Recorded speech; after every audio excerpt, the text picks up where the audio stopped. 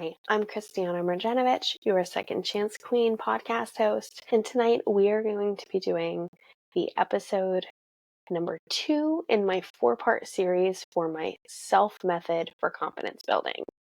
Part 2 talks about the letter E, which is exercise your skills. Exercise your skills is super important, and there's a wide variety of applications for exercising your skills.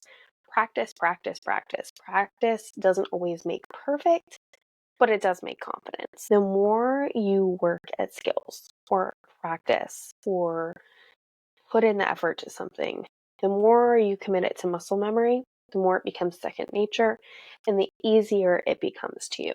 So you have to practice the things that you want to feel confident about. In pageantry, if you want to look confident on stage, you have to practice your skills of walking and the walking patterns, knowing your walking patterns, knowing how to walk to the beat of music, knowing how to work the crowd, work the judges, facial expressions, modeling skills, and overall being confident. If you go out on that stage and you aren't sure or don't really feel like you know what you're doing, the judges are going to be able to tell. The audience is going to be able to tell. So you have to practice walking patterns, practice modeling skills, practice facial expressions, practice all of the components that go into stage performance. Same thing with interview. Practicing the skills of being able to answer questions, being able to quick think and to think on your feet and be able to answer something quickly, being able to have confident body language, being able to have posture, all of the components that go into an interview. So with pageantry, there's a lot of different components that you have to combine together, and the winner of a pageant possesses confidence in all of those skills. They're going to be the best version of themselves on stage. They're going to be the best version of themselves in interview. They're going to have a plan. They're going to know what they're going to do with the title. So that's just an example for me with pageantry. That's my self-care. That's something that I do for myself, and that's a hobby of mine that helps with other aspects of my life, with volunteering and appearances and all of the things that go into pageantry. So that's something that I have to practice and I have to be confident in. And that's something that translates to the judges. It's going to be the same thing if you have sports. If you are not practicing a sport and then you have a big game, you're not going to be successful. If you have an instrument that you play, if you don't practice at home, if you don't get confident at your instrument, when a big recital comes around, if you don't know your songs, if you don't know how to use your instrument, you're not going to be successful. I, to this day, have dreams like I'm back in high school and there's a big play that I'm in, and I didn't practice my lines and I don't know my lines. I didn't practice an instrument that I was playing at the time, don't know the song. That is a very real fear that follows me, is not being prepared, not being practiced, and not being able to know what I'm going to do. So exercising your skills is incredibly important to confidence, because the more you commit the effort to muscle memory, to mental memory, the easier it's going to be under times of high stress or high pressure to be able to perform and to feel confident in what you're performing. Another example is with my career field. I run board meetings with dozens of people at a time, and something that's really helped actually with my interview skills in pageantry is my ability to answer questions quickly. So in my line of work, when I'm sitting there and I'm running these board meetings and there's dozens of people and they can ask me any question at any time about whatever topic we're talking about, I have to be able to answer coherently. I have to be able to answer confidently, and I have to know what I'm talking about. So I have to know about the subject and what we're talking about during that meeting. When I first became licensed and I first started in this job, board meetings made me really nervous. I was always very nervous to go into a board meeting. I didn't know what was going to be asked. I didn't know how to answer the questions. And over time, I've taught myself the skills of how to answer the questions quickly and honestly, how to communicate effectively. If I don't know the answer to a question, how to respond to that question in a way that lets them know that I will get back to them and be able to answer that question. And all of those skills combined into being able to run a board meeting confidently. When you are oftentimes the youngest person in the room, but you're running a meeting, that can be something that is nerve-wracking for anybody. So being confident in your skills of being able to handle yourself in front of that crowd of people and being able to handle myself with work has really contributed to a ton of other aspects of my life. It doesn't hurt that I've always loved public speaking, but that's something that's contributed to, I think, my success as a person in both professional and personal levels. So exercising your skills and practicing whatever it is you need to practice, you're always going to be nervous. I'm nervous before I walk into every board meeting. I'm nervous before I walk on a pageant stage. But that's where later lessons of the S.E.L.F method come into play. But it's also learning how to handle those nerves and turn those nerves into confidence. So exercising your skills is extremely important. It doesn't also only apply to things like instruments, sports, painting, art, anything like that.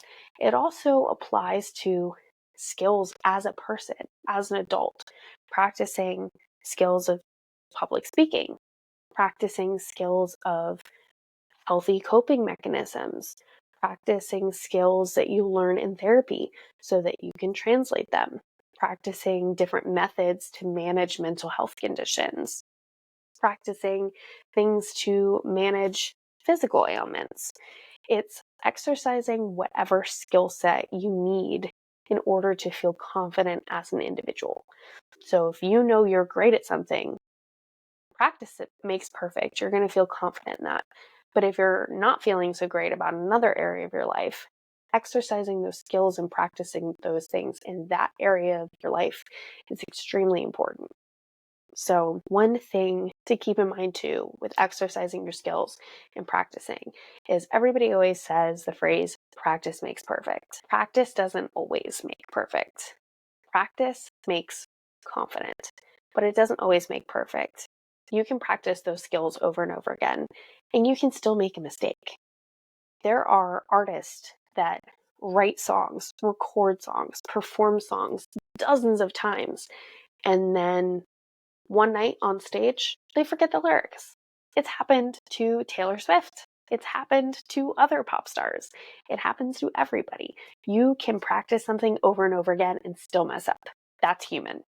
Nobody's perfect. But the key with exercising your skills and the key for confidence is also learning how to recover from those things in a graceful way. Learning how to laugh it off if you make a mistake.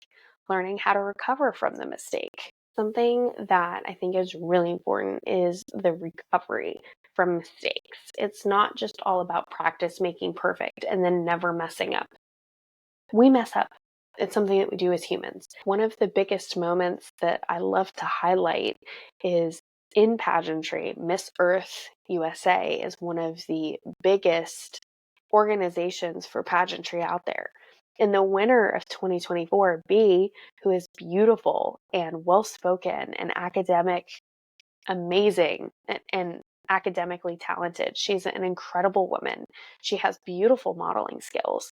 But B slipped during swimwear for Miss Earth, and she recovered like a professional.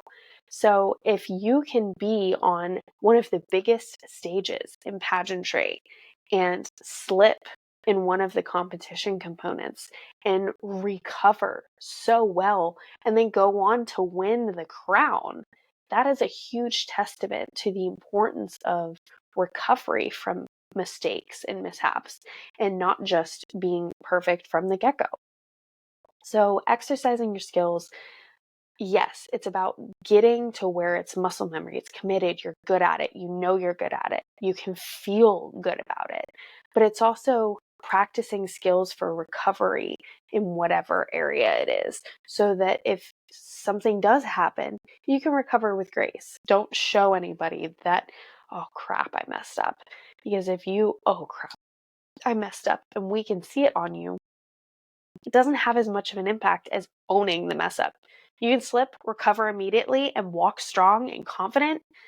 You look unfazed, you look unrattled, and you can go on to win the whole darn thing. So something that is really important to remember with exercising your skills is not just practice makes perfect.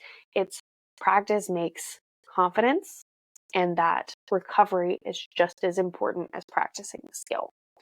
Something that I recommend is if you have a skill, if you have something that you're really good at or something that you need to be really good at and show confidence in, is practicing responding to a mistake or a mess up. If you're playing the piano and hitting the wrong note, not getting flustered and immediately, banging your hands on the piano and being done with it. Learning how to stay focused amidst chaos and stay focused when something goes wrong will take you so far. For me, like I said, with board meetings, learning not only how to answer the questions confidently, but also if someone did throw something at me that I wasn't prepared to answer, learning the skills to be able to confidently, assertively, and professionally say, I don't know the answer to that, I'll get back to you, is just as important in my line of work. Or, if someone throws something at me and it's negative, being able to return grace and professionalism and not let my emotions take over and not react. If I'm at a board meeting for work and someone is being nasty to me, they're throwing accusations at me, or they're saying I didn't handle something well, or this was wrong, or that was wrong, it is so important for me to be able to maintain my composure and not look rattled and redirect and know how to get out of a situation and how to handle myself in those types of situations. And that has built my confidence and allowed me to now run board meetings where those situations happen, and it doesn't have to ruin the rest of my day. It doesn't have to ruin my night. It doesn't have to ruin the meeting. I just handle it and I move on. And so that's something that's really important with anything that you're building confidence in. And like I said, it doesn't necessarily have to be a physical skill. It can also be emotional skills, mental skills. It doesn't have to be practicing piano. It can be practicing handling something professionally. It can be, if you want to get faster at typing, practicing typing. It can be literally practicing whatever you want, because practice makes confidence. So exercise your skills, practice, practice, practice. The more you practice, the better you're going to get, and the more confident you'll be naturally, because you'll know your skill set, you'll know how you can handle it, and you'll know how to correct and adjust for mistakes moving forward. This was part 2 of the 4-part confidence building series, Confidence Crown Workshops, letter E in the acronym S.E.L.F, with the S.E.L.F method, and that is exercise your skills. Practice, practice, practice. Until next time, I'm Kristianna Mrjenovich, your second chance queen. And remember, you always have a second chance. You just have to choose to take it.